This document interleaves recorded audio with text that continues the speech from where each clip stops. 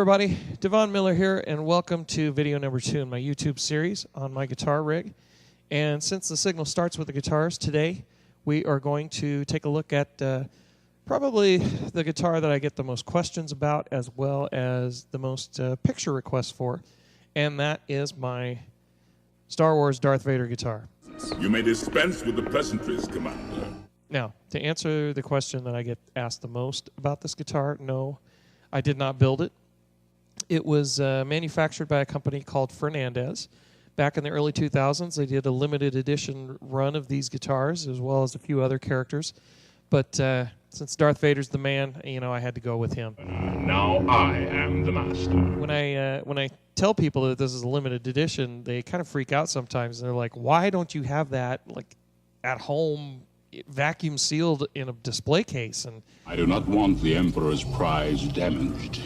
you know, I like to use what I spend my money on, and besides, I cannot put a price tag on the amount of joy that I see out in the audience from kids and adults alike. When I'm playing this guitar on stage, their faces just light up, and it's so awesome.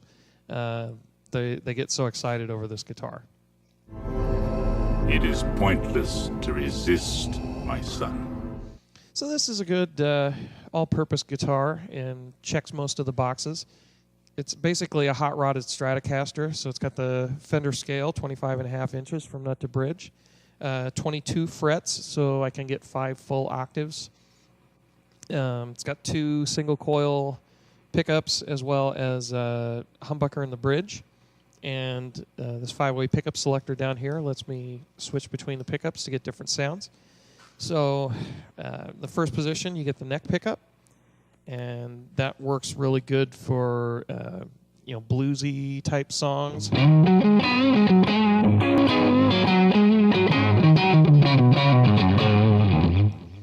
And then, if you put it on a clean sound, a real dry, clean sound, you get that funk, that real funk guitar sound.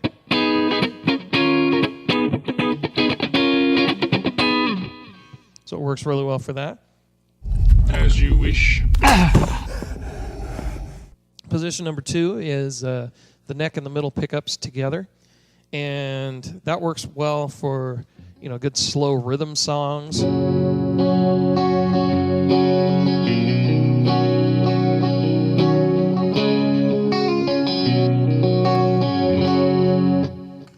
Can also work well on like a Def Leppard ballad.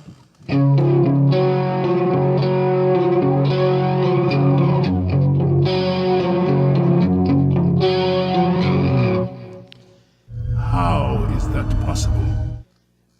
Position number 3 on the selector gives you the middle pickup, and I don't use this one very often, but it does work really well on, say, the intro to Long Train Runnin'.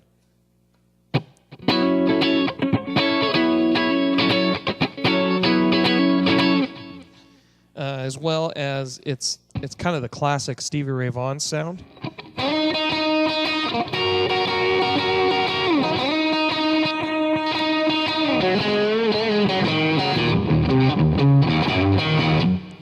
It works really well for that. Force is strong in this one. Position number 4 is the middle and the bridge pickups together. And this is your classic Stratocaster sound, so like the intro to Sweet Home Alabama.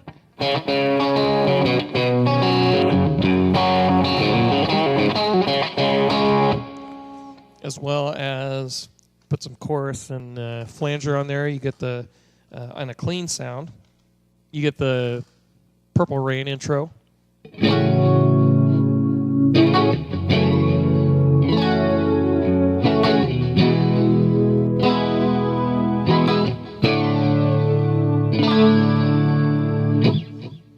All too easy.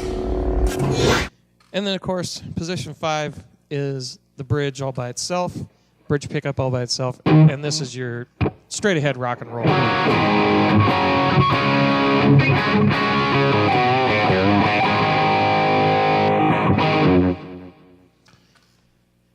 And I'm just not limited to those sounds either. What do you mean? I can also use the volume knob for dynamics. So I can be going along on a real heavy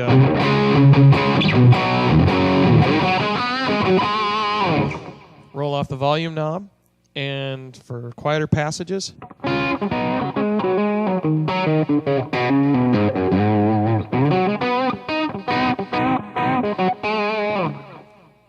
And get those kind of sounds.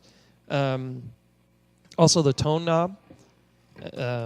I use that for like when we do Money for Nothing. Roll the tone knob off on the bridge pickup, and I get that. Now, a lot of people may think that using the neck pickup is what you need to do, but it doesn't quite have the same sound, and it also, those harmonics don't really come through very well. So that's why I use the bridge pickup, roll the tone knob off, and it gives you that nice sound. You are free to use any methods necessary. And the tone knob does work for the other pickups as well. Like say we're doing Sweet Child of Mine, and I'm playing this guitar. That sounds a little too bright. Roll the tone knob off. And it kind of gives me a faux humbucker sound. If you only knew the power of the dark side. The last thing on sounds on this guitar, it does come with a Fender-style 2-post tremolo system, which is up against the body, so I can't pull up and raise the pitch of any strings with the tremolo, but it does go down, and so I can do like all the classic Eddie Van Halen,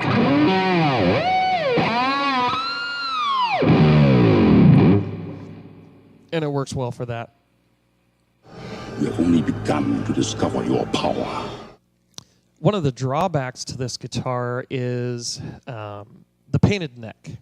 It's all painted on the backside, and especially in the summertime, your hands are sweaty, and then the back of the neck gets real sticky, and you can't move up and down the neck as fast as I would like to sometimes. I find your lack of faith disturbing. The other kind of drawback to the guitar was when they manufactured it, they didn't mask the frets before they painted it. He is as clumsy as he is stupid. So they just painted right over the top of the frets, and then they filed off the top to expose the frets, but you still had paint up here on the side of the frets. So when you go to play a note, not only were you touching the metal, but you were also touching paint, which was making the note die off too quickly. You have failed me for the last time, Admiral. So I had to get in there with an X-Acto knife and peel away all that extra paint so that I could get a good tone off of the notes that I was playing. Some other modifications that I've made to this guitar over the years. I am altering the deal. Pray I don't alter it any further. The original nut that was up here, the strings were actually sawing their way through it after several years. So I replaced it with a graphite nut from Graphtec, which also helps with tuning stability when you're using the tremolo bar. Also replaced this string tree up here with one from Graphtec as well. Impressive. Was having a terrible time breaking strings down here at the bridge, so I replaced all the original saddles with graphite saddles from Graphtec as well. Most impressive. Over the years, typical wear and tear. I've had to replace the 5-way pickup selector as well as the volume knob because the original ones just wore out after years of abuse. Leave them to me. I will deal with them myself. This middle pickup had to be replaced because the original, the wires had been resoldered back onto it so many times that the actual connections to the pickup fell off. So I just got a cheap pickup that I found on the internet and dropped it in there. And the pickup cover that kind of continues this graphic also had broken away. So I had to just put the white cap from this pickup on there. Your act so surprised, Your Highness. Let's see. The finish back here cracked, and the graphic actually started peeling away from the body, so I had to super glue it all down. And then I just used some clear packing tape to cover up the seam. Your skills are complete. And finally, I've used several kinds of strap locks over the years, but they would either wear out eventually or fall apart, and you'd lose pieces. So I just took a page from Eddie Van Halen and got a couple of eye bolts and these carabiner clips, and now the strap just stays on all the time. Don't be too proud of this technological terror you've constructed. So that's about it for this guitar. What? Like I said, it's a good all-purpose guitar. Checks the boxes really nicely. Please keep checking back for the next video in the series where we take a look at one of the other guitars in my arsenal. So until next time, we will see you down the road. Don't fail me again, Admiral.